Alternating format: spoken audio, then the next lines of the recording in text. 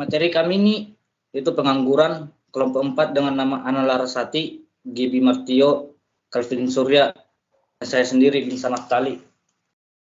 Yang pertama itu pengertian.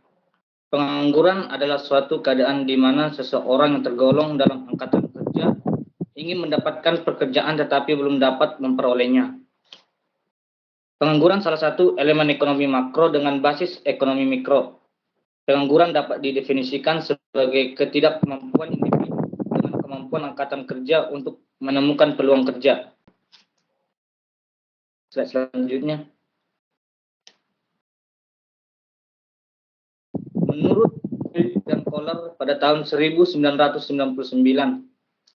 banyak alasan yang menyebabkan pengangguran individu dan diantara mereka termasuk kehilangan pekerjaan, meninggalkan pekerjaan dan menyelesaikan pekerjaan sementara.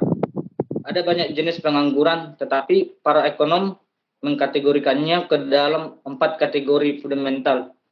Mereka termasuk pengangguran gesekan, pengangguran struktural, pengangguran siklus, dan pengangguran musiman. Selanjutnya, itu ada jenis pengangguran. Berdasarkan jam kerja, pengangguran dibedakan menjadi 2, yaitu yang pertama ada setengah penganggur sukarela, yaitu mereka yang bekerja di bawah jam kerja normal tetapi tidak mencari pekerjaan atau tidak bersedia menerima pekerjaan lain, misalnya tenaga ahli yang gajinya sangat besar. Yang kedua, setengah penganggur terpaksa, yaitu mereka yang bekerja di bawah jam kerja normal dan masih mencari pekerjaan atau masih bersedia menerima pekerjaan lain. Selanjutnya itu yang kedua itu ada pengangguran berdasarkan penyebab terjadinya. Berdasarkan penggolongan ini, pengangguran dapat dibedakan kepada jenis pengangguran berikut. Yang pertama itu ada pengangguran normal atau friksional. Apabila dalam suatu perekonomian terdapat pengangguran sebanyak 2 atau 3% dari jumlah negara tenaga kerja, maka perekonomian itu sudah dianggap mencapai kesempatan kerja penuh atau full employment. Pengangguran sebanyak 2 atau 3% tersebut dinamakan pengangguran normal atau pengangguran friksional. Yang B itu ada pengangguran siklikal. Perekonomian tidak selalu berkembang dengan konsisten, ada kalanya permintaan agregat lebih tinggi dan mendorong pengusaha menaikkan produksi. Akibatnya lebih banyak pekerja baru digunakan dan pengangguran berkurang. Akan tetapi pada masa lainnya permintaan agregat menurun dengan sangat banyak. Kemerosotan permintaan agregat ini membuat perusahaan-perusahaan mengurangi pekerjaan atau menutup usahanya. Akibatnya pengangguran akan bertambah. Kejadian ini terjadi dalam siklus konjungtur suatu negara yang mengalami masa resesi dan masa depresi perekonomian. Pada masa resesi dan depresi, banyak perusahaan memberhentikan pekerjanya karena ketidakmampuan untuk memberikan upah sehingga terjadi pengangguran besar-besaran. Pengangguran karena hal tersebut dinamakan pengangguran siklikal. Yang ketiga itu pengangguran struktural. Tidak semua industri dan perusahaan dalam perekonomian akan terus berkembang maju, sebagiannya akan mengalami kemunduran. Kemunduran ini ditimbulkan oleh salah satu atau beberapa faktor. Pertama, adanya barang baru yang lebih baik. Kedua, kemajuan teknologi mengurangi permintaan atas barang tersebut. Ketiga, biaya produksi sudah sangat tinggi dan tidak mampu bersaing. Keempat, ekspor produksi industri sangat menurun karena persaingan yang lebih serius dari negara-negara lain. Kemunduran tersebut akan menyebabkan kegiatan produksi dalam industri tersebut menurun. Hal ini menyebabkan sebagian pekerja terpaksa diberhentikan dan menjadi penganggur.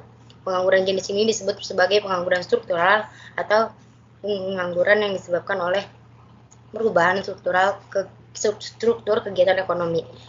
Yang D itu pengangguran teknologi. Pengangguran dapat juga disebabkan oleh adanya penggantian tenaga kerja oleh mesin-mesin dan bahan kimia, contohnya racun, gulma, dan rumput bisa mengurangi pengangguran tenaga kerja untuk membersihkan perkebunan, sawah, dan lahan pertanian lain. Demikian juga mesin juga mengurangi kebutuhan tenaga kerja untuk membuat lubang, memotong rumput, membersihkan lahan, dan memungut hasil. Di pabrik-pabrik, robot telah menggantikan kerja manusia. Pengangguran yang ditimbulkan oleh pengangguran mesin dan kemajuan teknologi ini dinamakan pengangguran teknologi. Yang ketiga itu ada pengangguran berdasarkan cirinya. Berdasarkan cirinya, pengangguran dibedakan menjadi 4, yaitu yang pertama, pengangguran terbuka. Pengangguran ini terjadi karena pertambahan lapangan pekerjaan yang lebih rendah daripada pertambahan tenaga kerja. Akibatnya dalam perekonomian, banyak tenaga kerja yang tidak memperoleh pekerjaan. Efek dari keadaan ini dalam suatu jangka waktu yang cukup panjang adalah mereka tidak melakukan suatu pekerjaan, jadi mereka menganggur secara nyata dan sepenuh waktu, sehingga dinamakan pengangguran terbuka.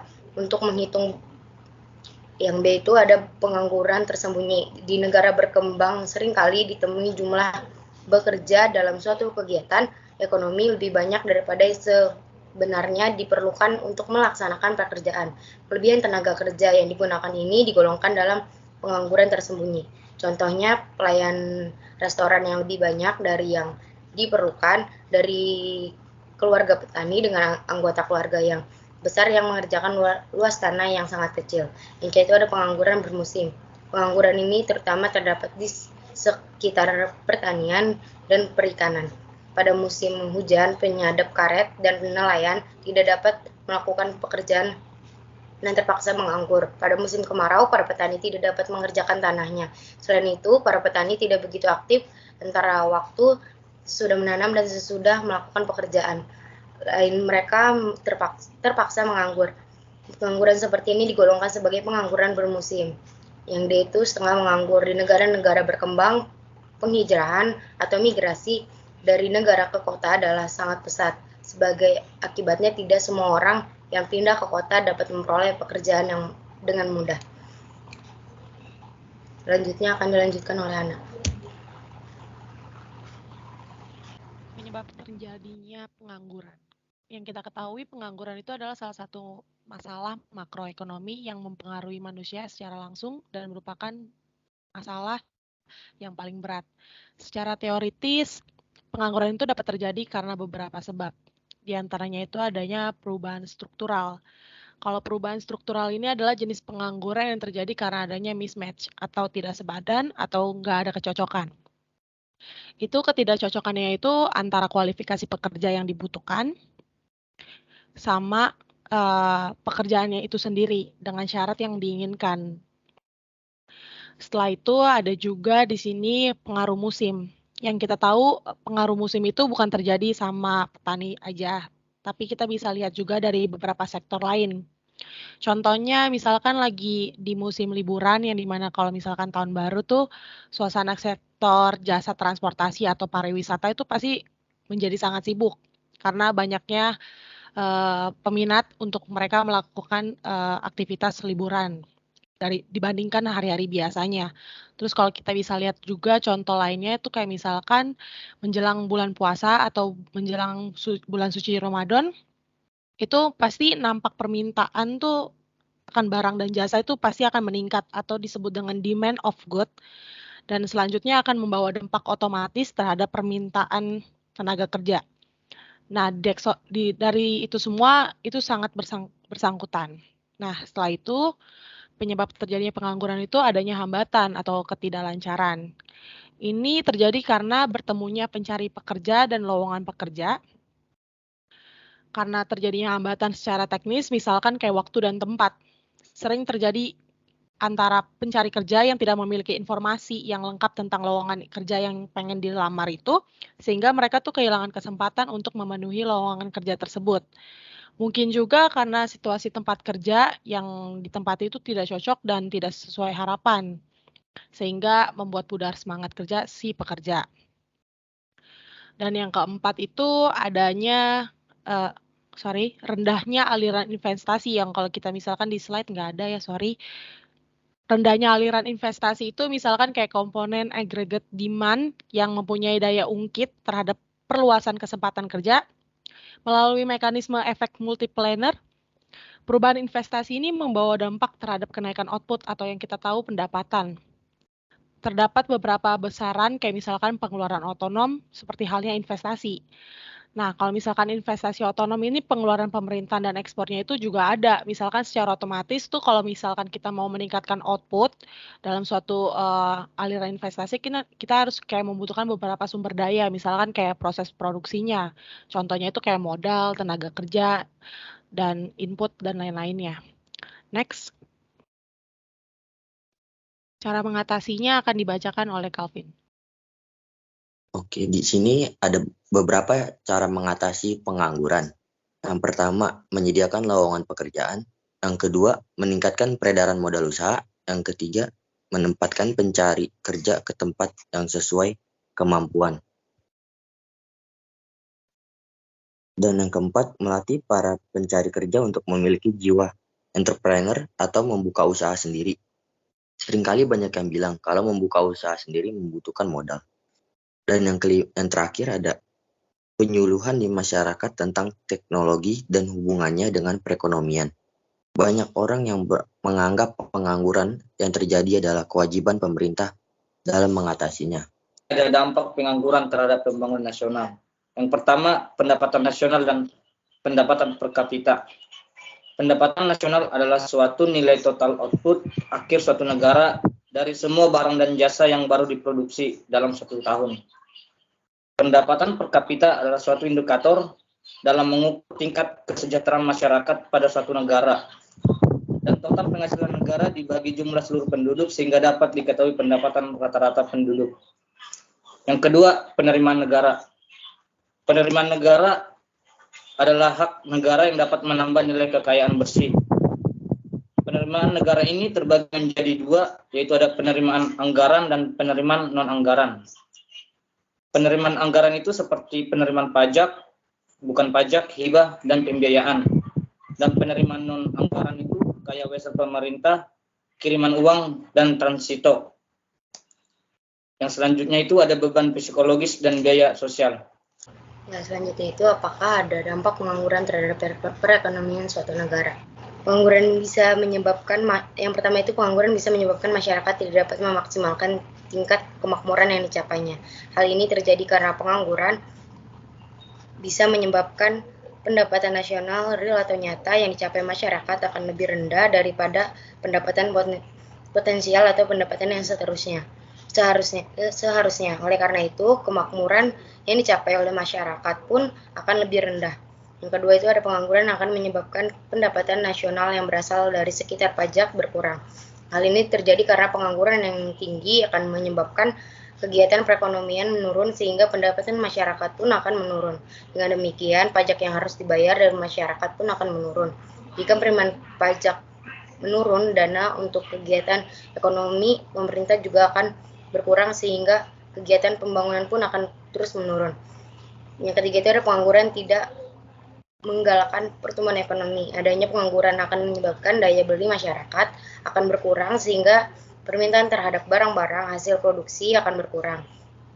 Keadaan demikian tidak merangsang kalangan investor atau pengusaha untuk melakukan perluasan atas pendirian industri baru. Dengan demikian, tingkat investasi menurun sehingga pertumbuhan ekonomi pun tidak akan terpacu. Selanjutnya ya ada dampak dari pengangguran. Bisa dipastikan bahwa pengangguran yang terjadi akan membawa dampak pada aspek atau sektor lainnya. Aspek-aspek yang akan terkena langsung adalah kesehatan dan pendidikan. Karenanya sebagian beban biaya pendidikan dan kesehatan harus ditanggung, bahkan merupakan kewajiban pemerintah. Bila pengangguran tersebut berlangsung cukup lama, maka kemiskinan absolut bahkan kelaparan bisa terjadi. Dampak lain dari pengangguran diantaranya adalah 1. Kesimpangan sosial. Ini terjadi karena tidak seluruh komponen masyarakat menganggur. Selalu ada sekelompok masyarakat yang nasibnya masih beruntung. Ia dapat bekerja dengan normal bahkan memperoleh penghasilan yang berlebih. Yang kedua ada kecemburuan sosial. Hal ini terjadi karena terpicu oleh disparitas sosial yang ada. Misalnya kesimpangan pendapatan atau status sosial dan kekuasaan. Yang ketiga ada meningkatnya budget pemerintah untuk sektor pendidikan dan kesehatan. Yang keempat adanya meningkatnya kriminalitas dan kekerasan sosial lainnya. Yang kelima munculnya sikap permisif atau serba boleh sebagai jalan pintas untuk mempertahankan hidup. Yang keenam, tidak lancarnya sistem demokrasi karena monopoli politik lebih dominan. Dan ketujuh ada disharmonisnya sistem rumah tangga karena penopang kelangsungan rumah tangga penghasilannya tidak memadai lagi. Yang kedelapan ada meningkatnya seks komersial atau pelacur sebagai representasi sulitnya mencari lapangan kerja. 9. Melemahnya daya beli sebagai konsekuensi langsung dari ketidakberdayaan ekonomi atau rendahnya pendapatan rumah tangga. Dan yang terakhir ada kekuasaan dan harga diri diukur oleh tingkat kekayaan dan penghasilan yang dapat diperoleh atau serba uang. Sebetulnya ini sesuatu kekeliruan yang paling fatal. Namun masyarakat cenderung berperilaku seperti itu. Tidak dirasakan sekali dengan uang segala jadi lancar, menyenangkan, atau status sosial terangkat dan banyak dihargai oleh orang lain. Dan selanjutnya ada dampak pengangguran terhadap individu yang mengalaminya dan masyarakat. Berikut ini merupakan dampak negatif pengangguran terhadap individu yang mengalaminya dan terhadap masyarakat pada umumnya.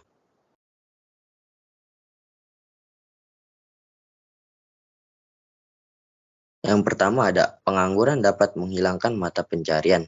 Di negaranya maju, para penganggur memperoleh tunjangan, bantuan keuangan, dan badan asuransi pengangguran. Oleh sebab itu, mereka masih mempunyai pendapatan untuk membiayai mereka atau bantuan orang lain. Sedangkan di negara Indonesia tidak terdapat program asuransi pengangguran. Maka kehidupan pengangguran harus dibiayai oleh tabungan masa lalu atau pinjaman bantuan keluarga dan kawan-kawan. Keadaan ini bisa menyebabkan pertengkaran dan kehidupan keluarga yang tidak harmonis. Yang kedua, ada pengangguran dapat menghilangkan keterampilan dalam mengerjakan sesuatu pekerjaan hanya dapat dipertahankan apabila keterampilan tersebut digunakan dalam praktek. Pengangguran dalam periode yang lama akan menyebabkan tingkat keterampilan pekerja menjadi semakin merosot. Dan yang ketiga, ada pengangguran akan menimbulkan ketidakstabilan sosial politik. Kegiatan ekonomi yang lesu dan pengangguran yang tinggi dapat menimbulkan rasa tidak puas mata masyarakat. Berbagai tuntutan dan kritikan akan dilontarkan kepada pemerintah dan ada kalanya disertai oleh aksi demonstrasi karena masyarakat akan berpandangan bahwa pemerintah tidak melakukan tindakan untuk mengulanginya, kemudian menimbulkan ketidakpercayaan pada pemerintah. Dan yang keempat ada meningkatnya kriminalitas. Mereka yang tidak memiliki pekerjaan terpaksa melakukan tindakan kriminalitas guna memenuhi kebutuhannya. Dan yang terakhir ada meningkatnya kemiskinan. Hal ini karena mereka tidak memiliki lagi sumber pendapatan. Selanjutnya akan dibaca oleh teman saya, Ana. Baik, kesimpulan dari presentasi kami dan beberapa juga ada juga sumber dari berapa persen pengangguran yang ada di Indonesia. Pengangguran di Indonesia kondisinya saat ini sangat memprihatinkan. Banyak sekali terdapat pengangguran di mana-mana. Penyebab pengangguran di Indonesia ialah terdapat pada masalah sumber daya manusia itu sendiri, dan tentunya keterbatasan lapangan pekerjaan. Badan Pusat Statistik atau BPS mencatat jumlah pengangguran di Indonesia masih cukup tinggi, yakni 8,4 juta orang per Februari 2022. Adapun tingkat pengangguran terbuka atau TPT di Indonesia sebesar 5,83%. Untuk mengatasi masalah pengangguran ini, pemerintah telah membuat suatu program untuk menampung para pengangguran. Selain mengharapkan bantuan dari pemerintah, sebaiknya kita secara pribadi juga harus berusaha memperbaiki kualitas sumber daya kita agar tidak menjadi seorang pengangguran dan menjadi beban pemerintah. Next, Gabe. Oke. Saran dari kelompok kami dari kesimpulan yang di atas, maka kami dapat menyarankan hal-halnya sebagai berikut. Yang pertama, memperluas lapangan pekerjaan. Yang kedua, menginformasikan lowongan pekerjaan yang ada di sektor lain kepada masyarakat. Yang ketiga, peningkatan mobilitas modal dan tenaga kerja.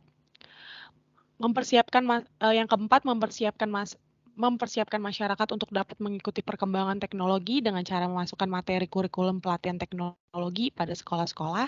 Yang kelima, segera memindahkan kelebihan tenaga kerja dari tempat dan sektor yang kelebihan ke tempat kerja ke sektor yang ekonominya yang kekurangan. Jadi sekian dari kelompok kami, kurang lebihnya mohon maaf. Jika ada pertanyaan boleh disampaikan.